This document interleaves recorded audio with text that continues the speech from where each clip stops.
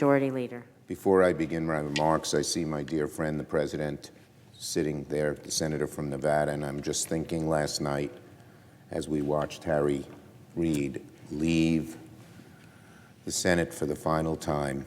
And Harry, we miss you, but we know you're still here to guide us. Thank you. Okay, on defending democracy,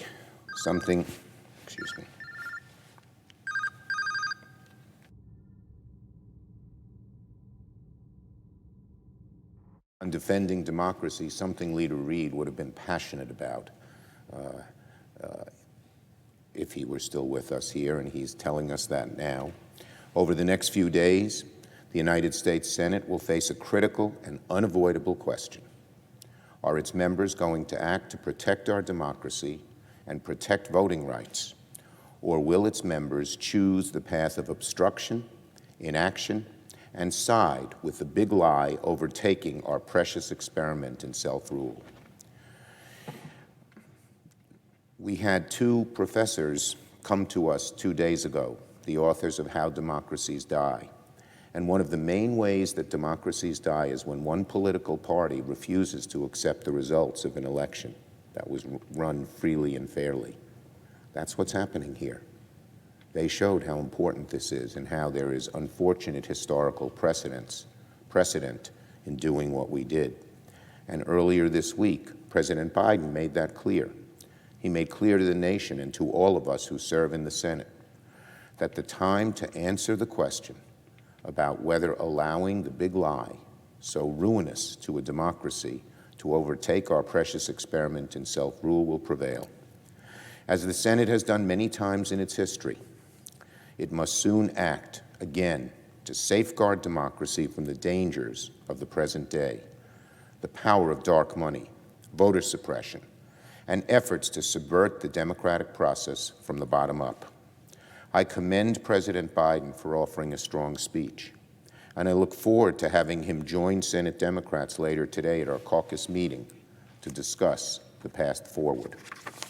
Yesterday, I shared with my Democratic colleagues our plan for what the next few days are going to look like in this chamber, and how I, as Majority Leader, will move to finally begin, at last, a floor debate on the voting rights legislation.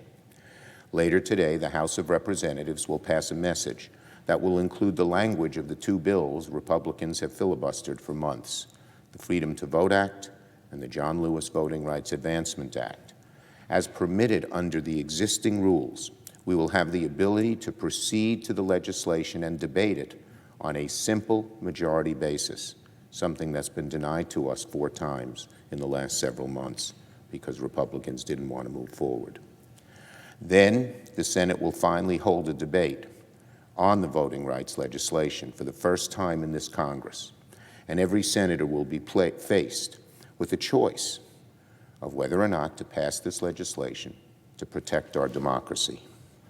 There's been a lot of gaslighting here on the floor lately from the other side about power grabs, about takeovers, but precious little in terms of substance.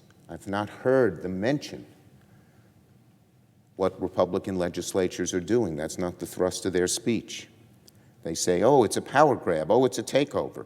Well, my friends, if there was ever a power grab, it's what's happening in the state legislatures right now, where Republican legislators are taking away people's sacred right to vote and aiming it particularly at certain groups, people of color, young people, people in urban areas, older people, disabled people.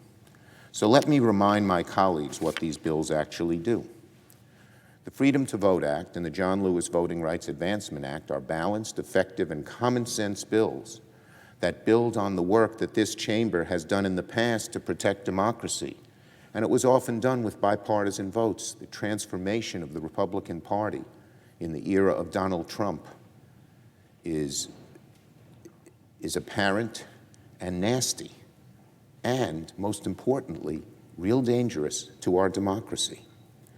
The basic standards, these laws set basic standards for all American citizens to vote safely and vote securely while protecting elections from attempts at subversion.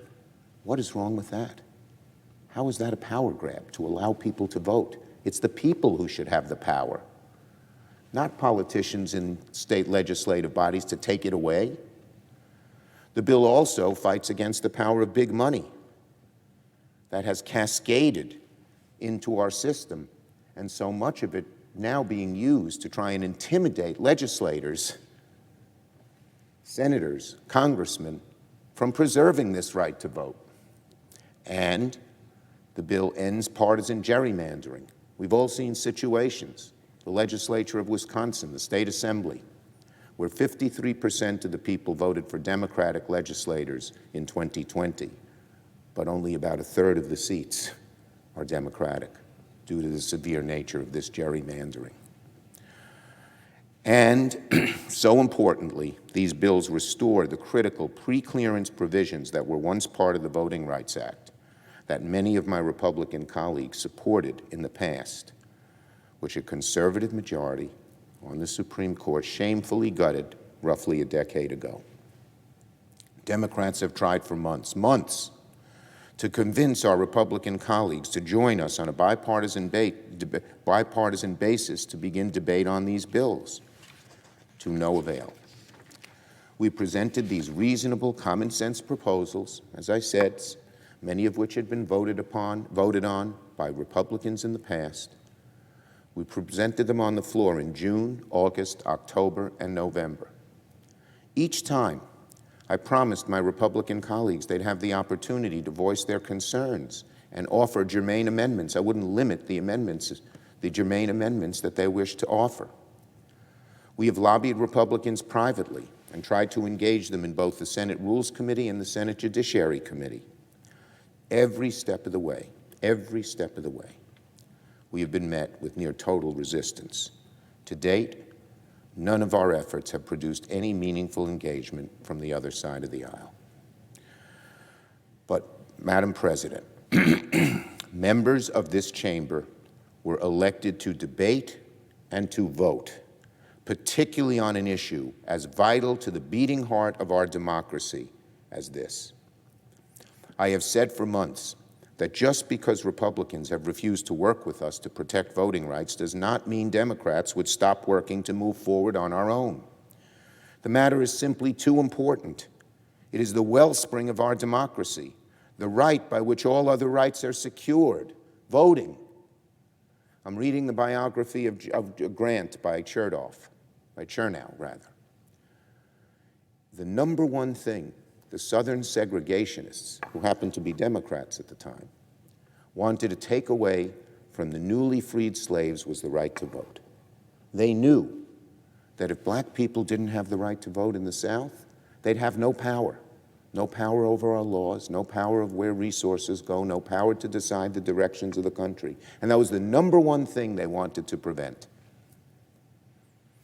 So it's so vital to keep people's right to vote, particularly when some of the laws, too many, are aimed at the people of color, reminding us that racism is the poison of America still. So, we will move forward. The path I have laid out sets up a process by which senators can finally make clear to the American people where they stand on protecting our democracy. Republicans will have a chance to show where they stand on preserving the right of every eligible citizen to cast a ballot. Republicans will have a chance to make clear where they stand on fighting efforts to empower partisan actors to subvert the election process and create more big lies in the future. Republicans will have a chance to make clear where they stand on fighting the power of dark money, which so many Americans oppose, Democrats and Republicans. And Republicans will have a chance to show where they stand on ending partisan gerrymandering. Of course, to ultimately end debate and pass anything, we will also need 10 Republicans to join us ultimately on cloture. If they don't, we will be left with no choice but to consider changes to Senate rules so we can move forward. And changing Senate rules has been done many times before in this chamber. This is not the first, second, or third time that this is happening. All of us must make a choice about whether or not we will do our part to preserve our democratic republic in this day and age. We cannot be satisfied in thinking that democracy will win out in the end if we're not willing to put in the work, strength, and courage to defend it. Last night, I read the op-ed published by President Obama that elegantly laid out what really is at stake here. I encourage my colleagues to read it if they haven't already. He reminded us that democracy is not a given. It is not self-executing, but it can indeed survive and thrive if we're prepared to follow in the footsteps of the great Americans who did their part to defend democracy before us, many of them giving their lives.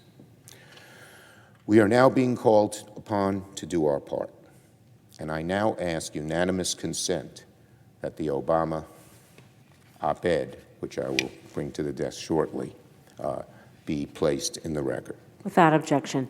Finally, as we continue this important conversation about the future of our democracy, I ask my Democratic colleagues to consider the following.